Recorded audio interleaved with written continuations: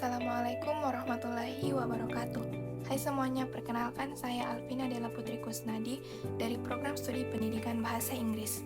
Pada kesempatan kali ini saya akan menjelaskan tentang korupsi, integritas, dan sejarah perkembangannya dalam mata kuliah Issue in Anti-Corruption yang diampu oleh Dr. Sam Hermansyah, SPDI, MPD. Yang pertama, ada sejarah korupsi dan integritas. Apa sih pengertian korupsi dan integritas? Nah, korupsi secara umum diartikan sebagai tindakan penyalahgunaan kekuasaan atau jabatan untuk kepentingan pribadi. Tindakan ini biasanya dilakukan oleh seseorang yang memiliki wewenang seperti pejabat pemerintah, pegawai, atau pihak yang memiliki akses terhadap sumber daya tertentu. Korupsi tidak hanya berupa penggelapan uang, tetapi juga bisa dalam bentuk suap yang biasanya memberi atau menerima sesuatu untuk mempengaruhi keputusan tertentu. Selanjutnya ada nepotisme, yaitu mendahulukan keluarga atau kerabat. Selanjutnya ada kolusi, yaitu kerjasama ilegal untuk keuntungan tertentu dan penyalahgunaan jabatan. Sementara itu, integritas adalah nilai yang menunjukkan kejujuran dan konsistensi seseorang dalam bertindak sesuai dengan norma dan prinsip moral. Orang yang memiliki integritas akan tetap berbuat benar, meskipun tidak ada yang mengawasi. Bagaimana sih sejarah korupsi dan integritas? Korupsi bukanlah fenomena baru. Sejak zaman dahulu, praktik korupsi sudah terjadi di berbagai peradaban. Yang pertama, ada zaman kuno dan kerajaan. Pada masa kerajaan, korupsi sering terjadi dalam bentuk penyalahgunaan pajak oleh pejabat, pengambilan hasil rakyat secara tidak adil, dan penyalahgunaan kekuasaan oleh elit pemerintahan. Hal ini terjadi karena sistem pengawasan yang masih sangat lemah dan kekuasaan yang terpusat. Selanjutnya, zaman kolonial. Pada masa penjajahan, praktik korupsi semakin berkembang, terutama dalam bentuk eksploitasi sumber daya alam, kerja paksa, dan penyalahgunaan kekuasaan oleh penjajah. Korupsi pada masa ini cenderung bersifat struktural karena didukung oleh sistem yang tidak adil. Yang ketiga, ada era modern. Di era modern, korupsi semakin kompleks dan terorganisir.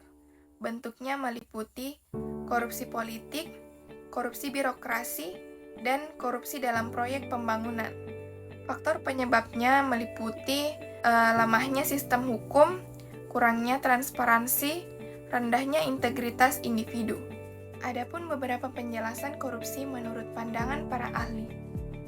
Pertama, menurut Ibnu Khaldun, korupsi muncul karena gaya hidup mewah dan kekuasaan yang berlebihan. Selanjutnya, menurut Wang Anshi, korupsi disebabkan oleh sistem yang buruk dan perilaku manusia yang tidak bermoral. Selanjutnya, ada dinamika sejarah korupsi di Indonesia. Perkembangan korupsi di Indonesia dapat dibagi menjadi beberapa periode. Yang pertama, ada masa Orde Lama.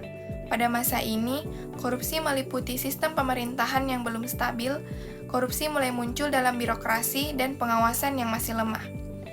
Yang kedua, ada masa Orde Baru. Pada masa ini, korupsi berkembang sangat pesat dan terstruktur, dikenal dengan istilah KKN, korupsi, kolusi, dan nepotisme. Adapun ciri-cirinya, yaitu kekuasaan yang terpusat, banyaknya praktik nepotisme, dan kurangnya transparansi. Korupsi tidak hanya dilakukan individu, tetapi sudah menjadi bagian dari sistem. Yang ketiga, ada era reformasi. Pada era reformasi meliputi munculnya kesadaran untuk memberantas korupsi, dibentuknya lembaga seperti KPK, dan sistem hukum yang mulai diperbaiki. Namun, meskipun sudah ada perbaikan, korupsi masih tetap terjadi karena mentalitas sebagian oknum dan sistem yang belum sepenuhnya kuat. Bagaimana sih hubungan korupsi dan integritas? Korupsi dan integritas memiliki hubungan yang sangat erat dan berlawanan arah. Jika integritas tinggi, maka korupsi akan menjadi rendah. Sebaliknya, jika integritas rendah, maka korupsi akan menjadi tinggi. Integritas berfungsi sebagai pengendali diri, nilai moral dalam mengambil keputusan, dan dasar berperilaku jujur. Tanpa integritas, seseorang akan lebih mudah menyalahgunakan wewenang, dan mengambil keuntungan pribadi. Dari penjelasan yang saya paparkan, dapat disimpulkan bahwa yang pertama, korupsi merupakan tindakan penyimpangan yang merugikan banyak pihak.